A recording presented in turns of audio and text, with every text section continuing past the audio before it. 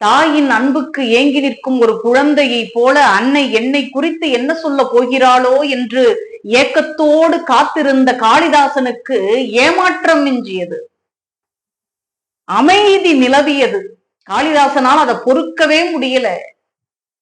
அம்பாள் என்னை கைவிட்டு விட்டாளே என்று ஒரு ஏக்கத்தோடு, ஆத்திரத்தோடு, ஏமாற்றத்தோடு காளியை பார்த்து கேள்வி எழுப்பினார். எப்படி எழுப்பினார்? அப்படி என்றால், நான் யாரடி, என் திறமை என்னடி அப்படின்னு காளியை பார்த்து காளிதாசன் கேட்டாராம். சுற்றி இருந்தவர்கள் வாயடைத்து நின்றார்கள். அம்பாளை பார்த்து வாடி போடின்னு பேசுறானே, இவனுக்கு என்ன தண்டனை அம்பாள் கொடுக்க போறாளோ அப்படின்னு எல்லாரும் பதைப்பதைப்போடு நிற்கிறார்கள், பயத்தோடு நிற்கிறார்கள். காளி பேசினாள். என்ன பேசினாள் தெரியுமா?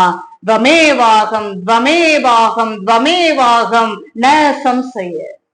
காளிதாசா, நீதானே நான், நீதானே நான், நீதானே நான்.